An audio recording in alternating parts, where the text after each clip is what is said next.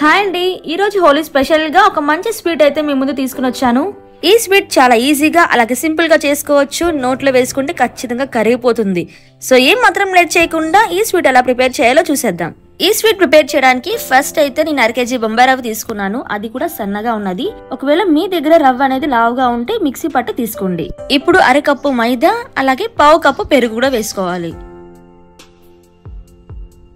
ఆ తర్వాత స్మెల్ రాని ఆయిల్ వచ్చేసరికి 1/2 కప్పు తీసుకోండి. ఇవన్నీ కూడా బాగా మిక్స్ చేసుకోవాలి. ప్రతి ఒక్కరి లైఫ్ లో ఒక ఫేవరెట్ స్వీట్ ఉంటుంది. ఈ స్వీట్ ట్రై చేసిన తర్వాత ఈ స్వీట్ అనేది మీ ఫేవరెట్ ఖచ్చితంగా అయిపోతుంది. ఇప్పుడు పిండిని కలుపుకున్నాం కదా, ఇప్పుడు 1/2 కప్పు వాటర్ పోసుకోవాలి. వాటర్ పోసుకున్న తర్వాత లూజ్ కన్సిస్టెంట్ వచ్చేంత వరకు బాగా మిక్స్ చేసుకోవాలి. 1/2 టీ స్పూన్ బేకింగ్ సోడా కూడా వేసుకొని కలుపుకోవాలి.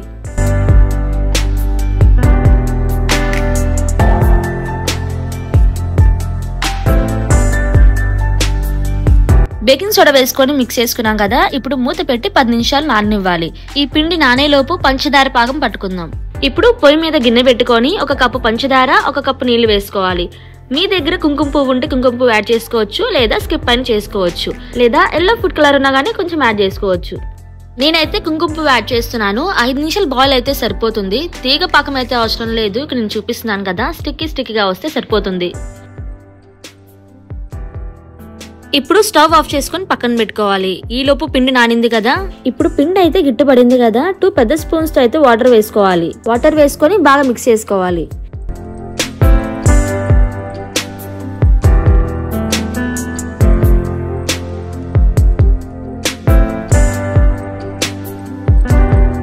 ఇప్పుడు నేను చూపిస్తున్న కన్సిస్టెన్సీ అయితే సరిపోతుంది, మరి జారుగా ఉండకూడదు.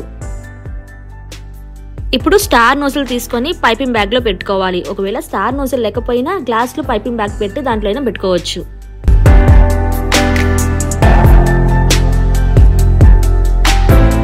మీ దగ్గర స్టార్ నోజల్ లేకపోయినా పైపింగ్ బ్యాగ్ లేకపోయినా ఏం ప్రాబ్లం లేదండి. పాల్ ప్యాకెట్ కవర్ ఉంది కదా, కవర్ గ్లాస్ లో పెట్టుకొని బ్యాటర్ యాడ్ చేసుకొని ఎడ్జ్ లో కట్ చేసుకుంటే సరిపోతుంది.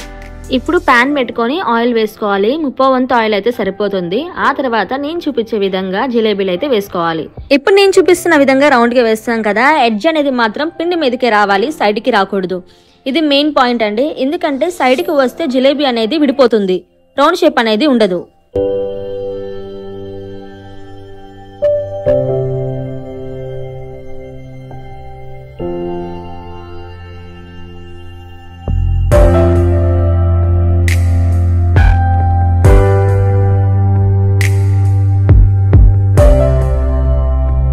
మీడియం ఫ్లేమ్ లో పెట్టుకొని చిన్నగా టర్న్ చేసుకుంటూ గోల్డెన్ బ్రౌన్ కలర్ వచ్చేంత వరకు ఫ్రై చేసుకోవాలి.